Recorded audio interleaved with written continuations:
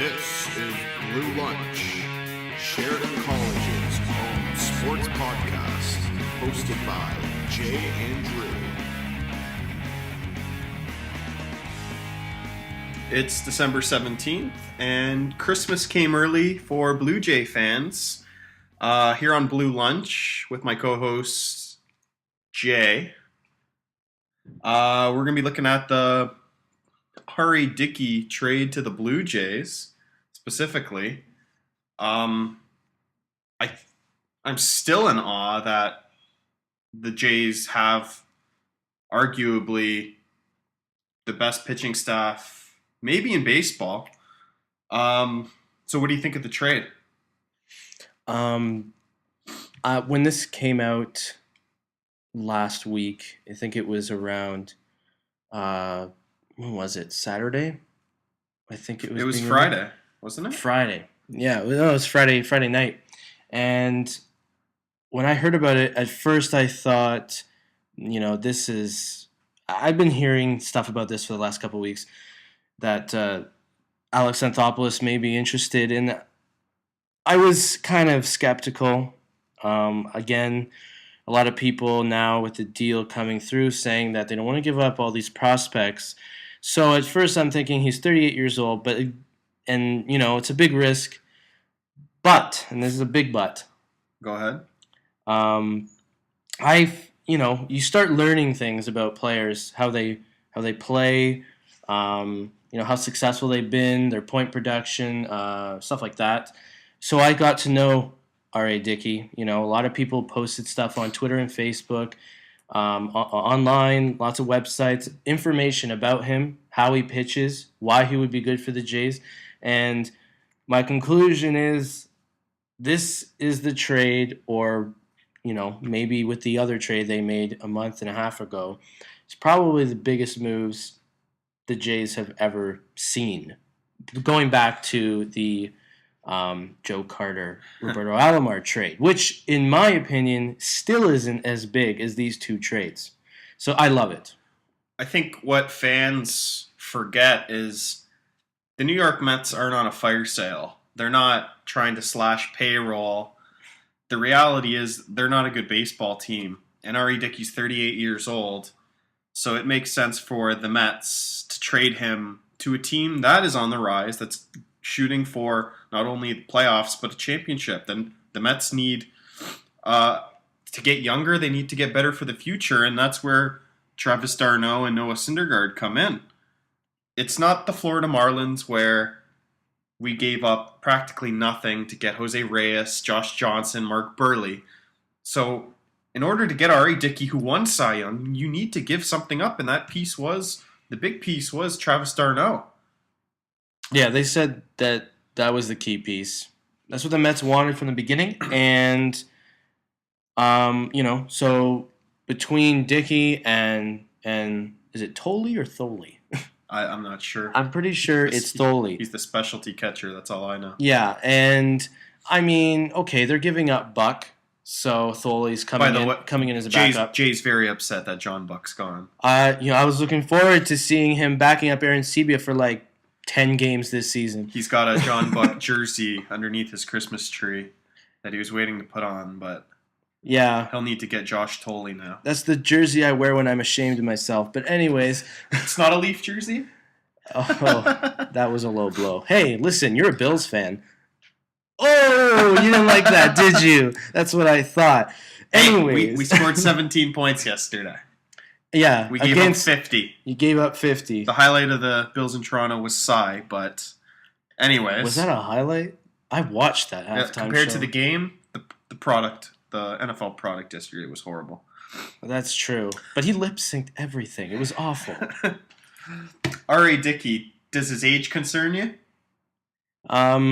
Again, like I said, finding out about this particular pitcher, the age normally would concern me, but it doesn't, because traditionally knuckleballers pitch into their 40s. Yep. Tim Wakefield. Yes, and with R.A. Dickey, he actually tends to pitch better with a roof as opposed to an outdoor stadium, which just bodes well for the Jays. That's why this was a match made in heaven.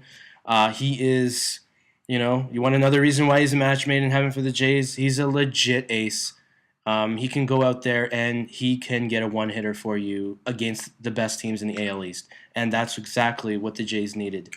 He's not a traditional knuckleball pitcher, though. I mean, knuckleball pitchers usually throw in the 60s, and they can't control where the ball's going.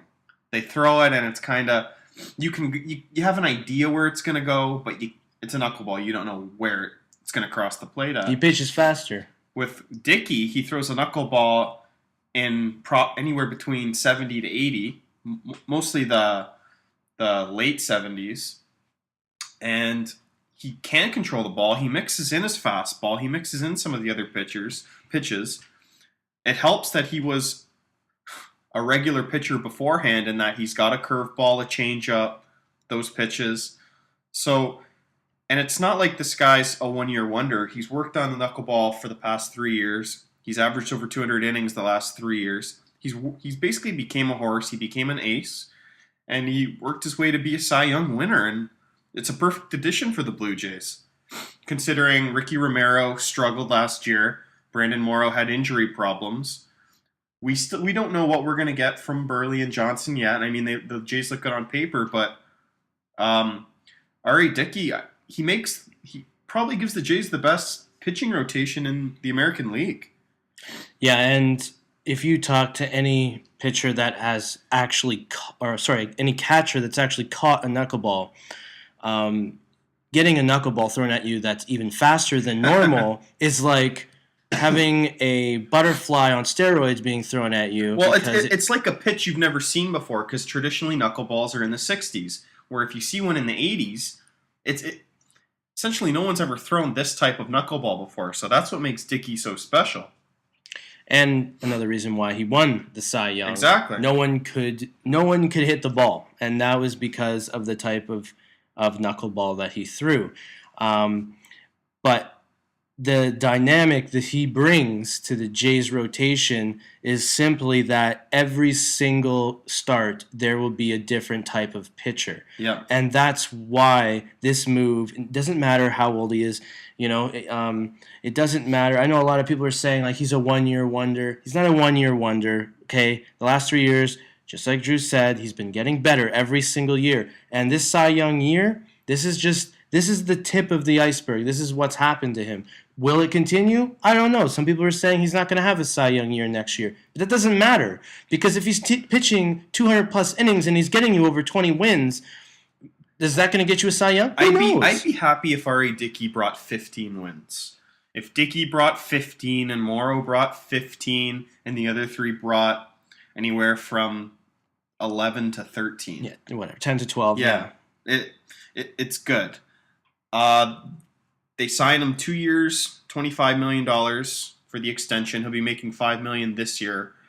So it's $30 million for 3 years, which is an absolute bargain for an ace, for a Cy Young winner. Very good move for the Jays. For the present, it looks as if they're finally going for it, which we haven't been able to say. How many years? Yeah. How many years have we been saying as fans? Just do something. Yeah.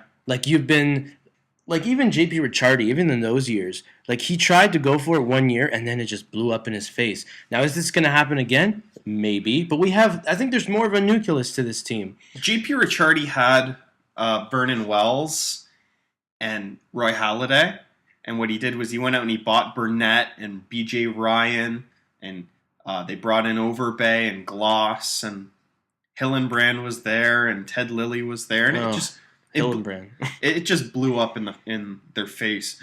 The difference from what Ricciardi did to what Anthopoulos is doing is Anthopoulos didn't go out in free agency and sign all these guys to big contracts. He went out, traded for him, gave up prospects.